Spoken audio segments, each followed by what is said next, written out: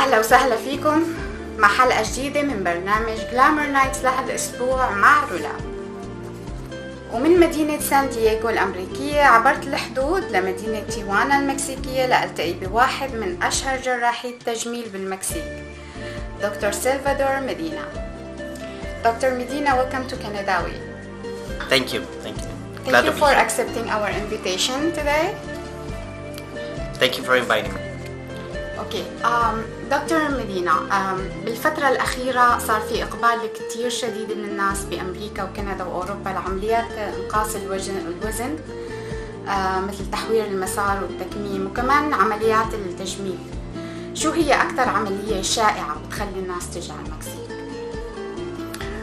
The most common plastic surgeries that I do is basically body contouring surgery.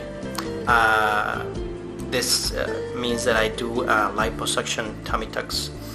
I also do breast surgery. But most part of my work has to do with massive weight loss patients that have undergone massive weight loss.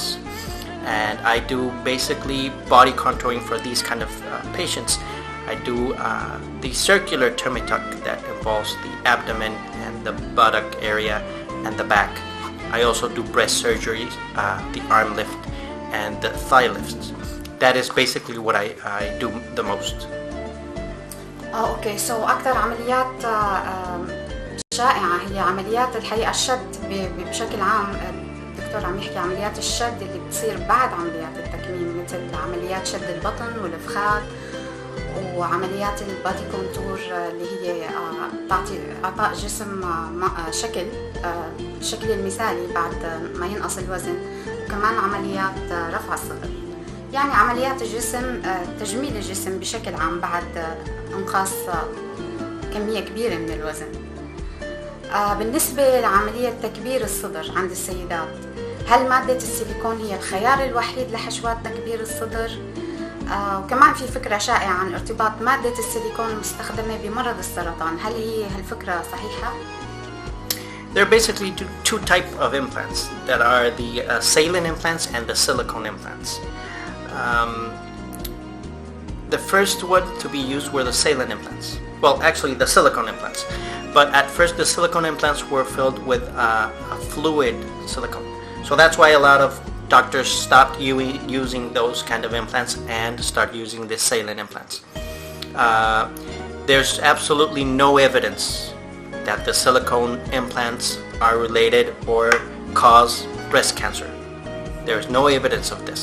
So there is a common thinking that this might happen, but it's not true. That hasn't been proved. And now the type of silicone that is used is no longer a liquid silicone. It's like a jelly. It's a little bit more solid. So there are much less complications, I think, with the silicone implants rather than the saline.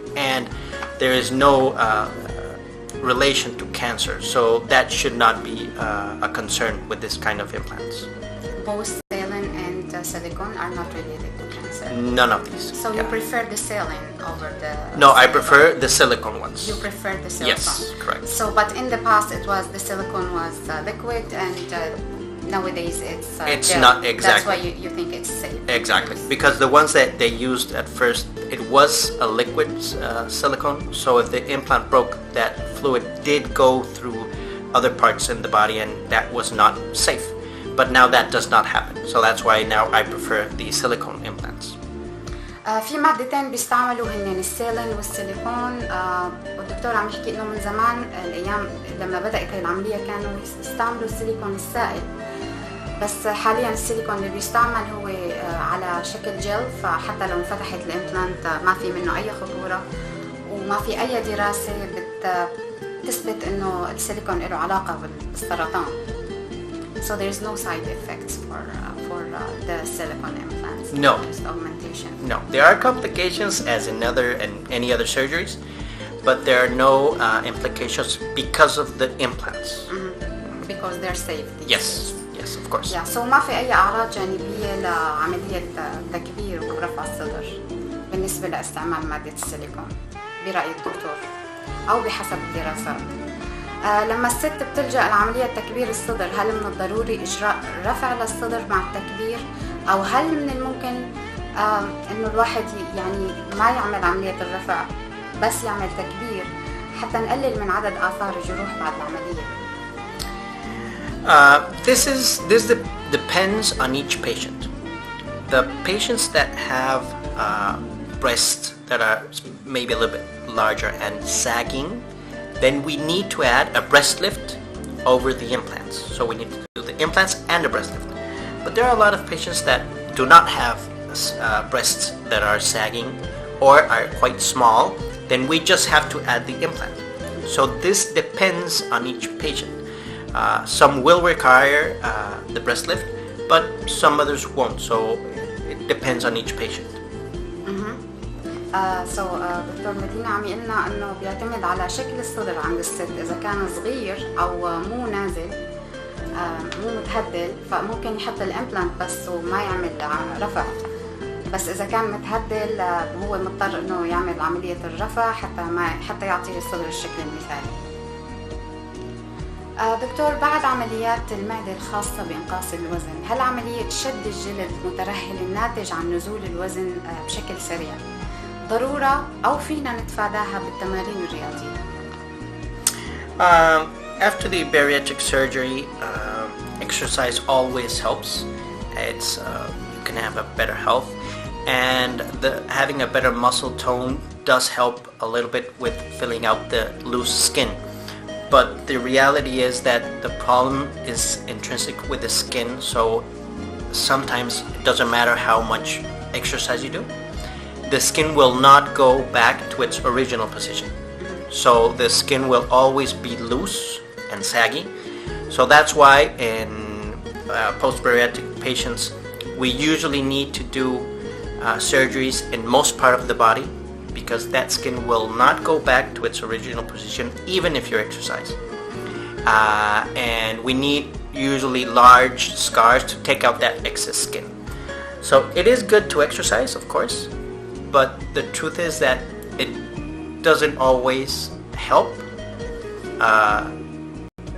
to tone the skin, because the skin quality is poor.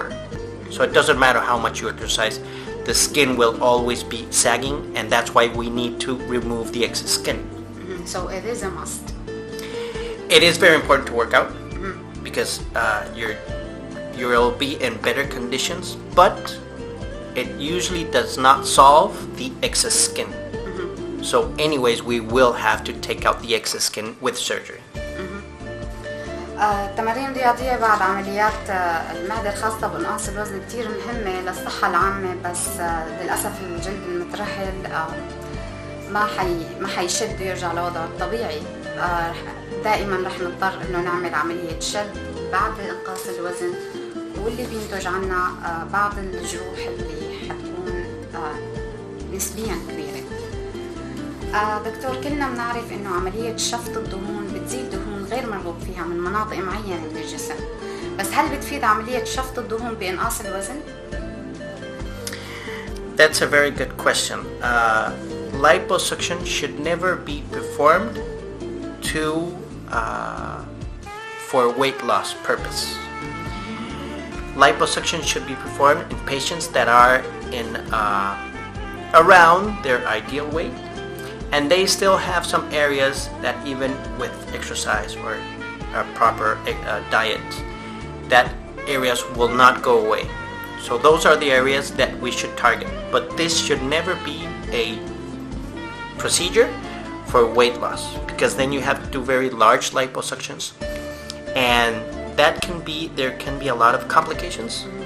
And even if you do that, I think that the aesthetic result is never going to be the same if you are at a lower weight and we do a smaller liposuction.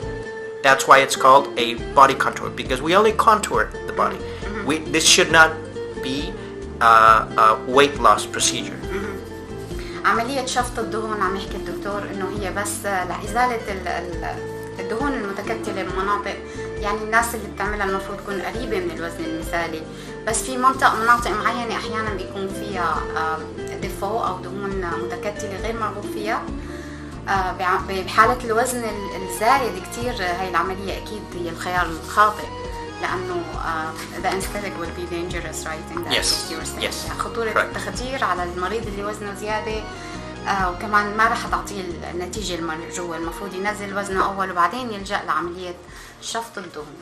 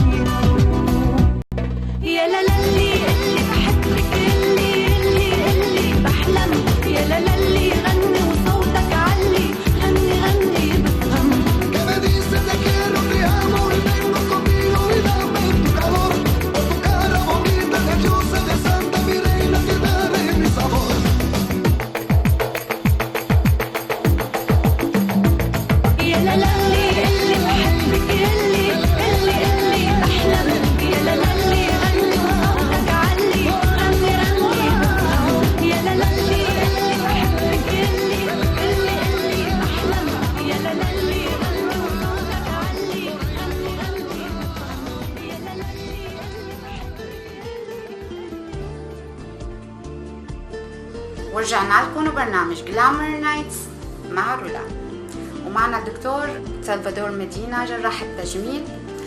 دكتور، كتير ستات بعد الولادة أو بالذات بعد عدة ولادات بصير عندهم تراكم دهون بمنطقة البطن، حتى لو خسروا وزن بيبقى منظر الجلد المترهل مزعج كتير للست. انت بتقول انه التمرين لحاله ما رح يخلصها من الدهون بهاي المنطقة ويحسن المنظر ويشد الجلد، وانه عملية شد البطن هي الحل الوحيد. Well, women after pregnancies, which is the most important cause for the skin to be lax and to have excess skin and for the abdominal muscles to spread apart. When patients come into the office and they've had 1, 2, or doesn't matter how many pregnancies, and I see that there is excess skin in the abdomen, that is usually an indication that we will need to take that excess skin out with surgery, because the skin will not go back to its original position even if they work out or if they exercise or they do proper diets. So I know that women that have had pregnancies, usually they do need a surgical procedure to take out that excess skin. If it's a young woman that has not had pregnancies, then I know that she might be a good candidate to do only liposuction, or with exercise and diet, that excess fat will go away and the skin will go back to its original position.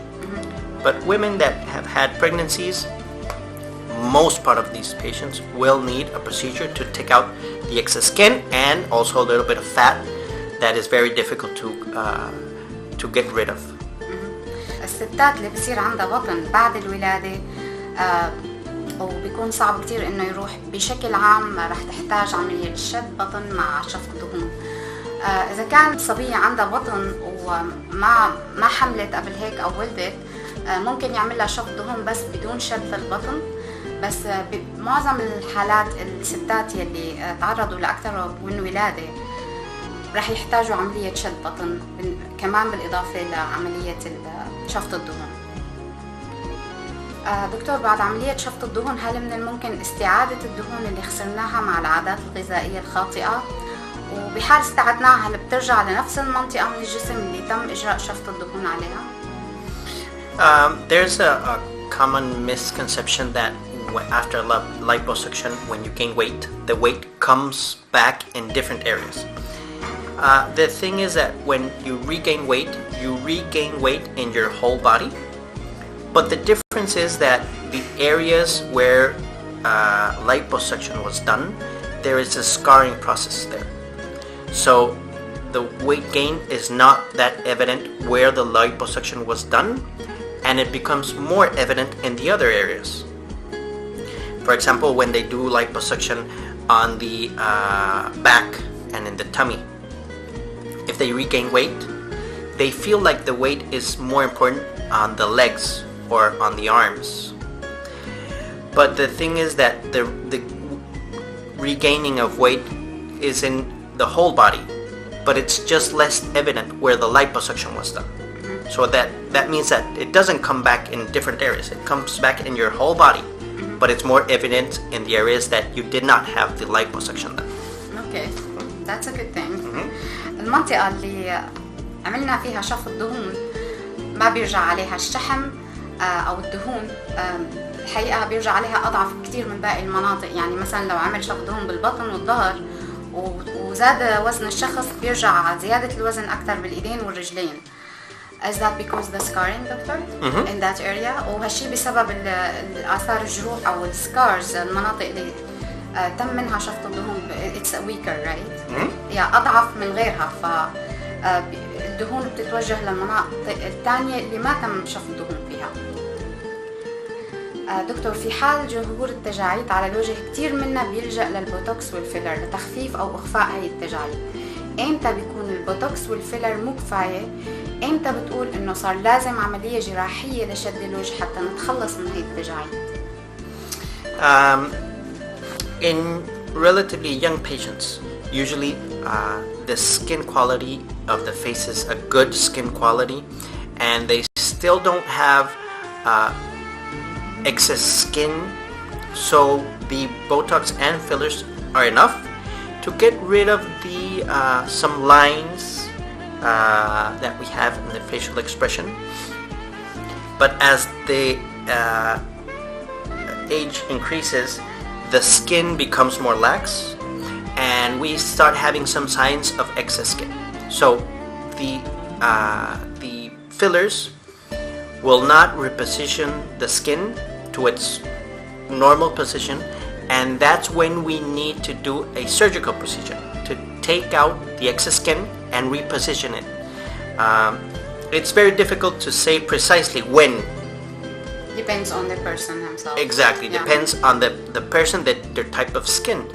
There are patients that even if they are a little bit older, their skin quality is very good, and we can still manage those patients with fillers.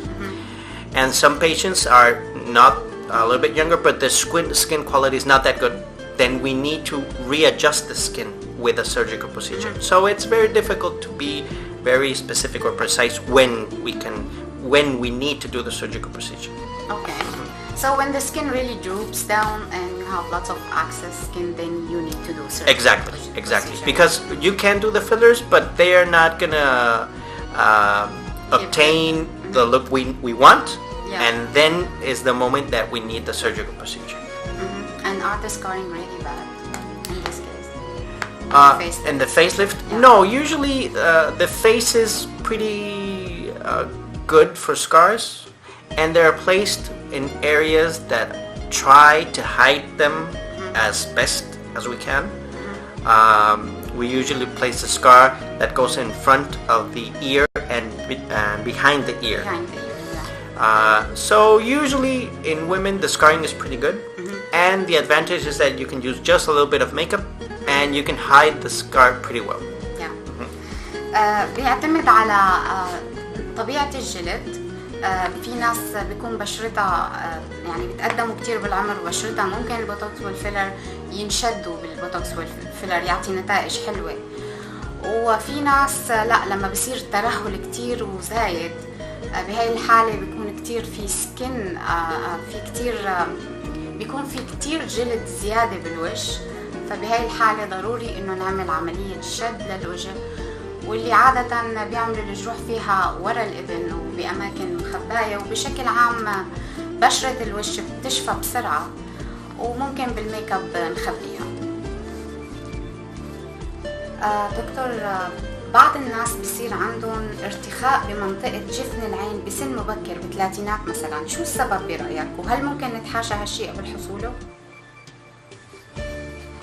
There are some patients that at a relatively early age they start showing some signs of excess skin on the eyelids. This depends on the type of skin of each patient. Most patients start this excess skin 40 at 45 years of age, but there are some that do have excess skin at a little bit early age, and this has to do with their genetics, their type of skin. There's some families that if the mother and father have excess skin in the eyelids, sometimes the sons and daughters can have this too at an earlier age. So there's actually not much that we can do to prevent this, because this depends on their type of skin. So if you're going to have this problem, you will show it at an early age, and the treatment is the same than the one in patients that are a little bit older. We need to take out that excess skin, because once it's there, there's nothing we can do to make that skin tighter. We need to do a surgical procedure to take that excess skin, and it is not that uncommon for patients that are young that do have this problem, and patients will need the same treatment, even it doesn't matter if they're a bit younger or they're a bit older, because we need to take out that excess skin so they can have a more rejuvenated face and facial expression. بيعتمد على الجينات الوراثية, so there is no way to prevent it, right? No, if there's it's gonna happen, it's yes, gonna happen. correct. If it's gonna happen, it's because of your skin type, and there's no way to prevent it. اوكي، هي عادة ما بتصير لبعد الأربعينات، بس بيعتمد على الجينات الوراثية، أحيانا بتصير قبل الأربعينات. وبهي الحالة للأسف لما بصير تهدل بالجفن ما في طريقة غير إنه نعمل عملية جراحية حتى نظبط هاي المنطقة. دكتور، كيف ممكن تحل هاي المشكلة بالجراحة، وهل بيكون لها آثار جانبية مثل آثار الجروح مثلا مزعجة؟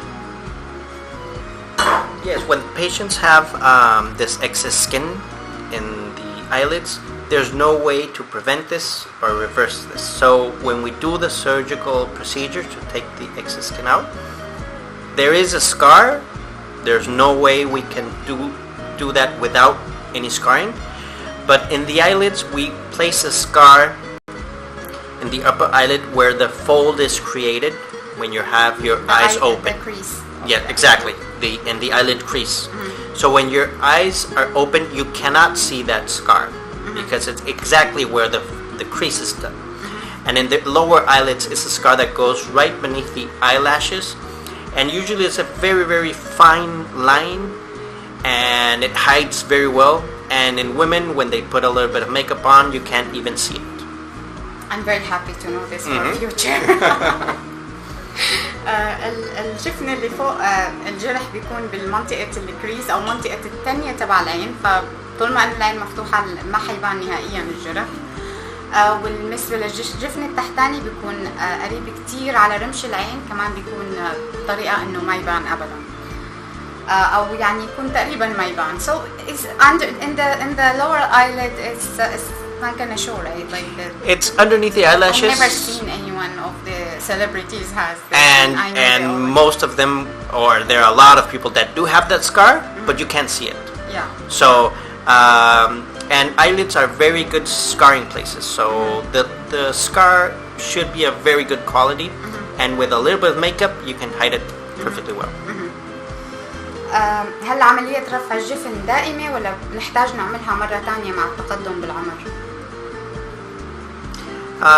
If these procedures are done at a very early age, sometimes after 15-20 years, sometimes we need to do small readjustments. So yes, sometimes we do need to do some touch-up surgeries, but when it's done at maybe 45-50 years of age, usually we do not need to do these follow-up surgeries. So it depends at what age we start with the facial procedure. Sometimes we do need to do some readjustments if the surgery is done at an early age. Sometimes it is needed, but sometimes it's not if the surgery is done a little bit further on. So it's better to do it right when the wrinkle starts or the drooping on the eyelid? Not necessarily, because well, it is important to do it when the skin starts to sag. Because only the wrinkles can be managed with Botox and fillers. And when the skin is still tight and has a nice tone, surgical procedures are not very good, because then you can distort a little bit the facial expression. And you can't, the gain that you have with a surgical procedure at a very early age, it's not always the best. So it is important to start, but when you see signs that the skin is starting to sag, then is the appropriate moment to do it. So it's better not to wait until it's really safe? It depends on each patient. You can wait a little bit, but it's better not to wait very long. So that's when we do the surgery and the change is not that very drastic, but it's a very nice change. You rejuvenate the face and the change is not that drastic. So it is good to start when the skin is starting to get a little bit loose. لما بنعملها بعمر مبكر أكيد بعد 10 ل 15 سنة مع التقدم بالعمر الاحتمال الأكبر إنه رح نحتاج إنه نعملها مرة ثانية. كنا اليوم مع الدكتور سلفادور مادينه من مدينة تابعونى المكسيكية. اللي حابب يتواصل مع الدكتور سلفادور ايميل ادرس Dr.salvadore مادينه DrSalvadorMedina@gmail.com، أو فيكم تتواصلوا مع الدكتور عن طريق الويب سايت www.postbariatricmidscoresurgery.com. وإذا بدكم كمان تسألوا أسئلة تواصلوا معي على انستغرام makeup by رولا spelled ROLA. كنتم معي أنا رولا وبرنامج Glamour Nights من راديو كنداوى.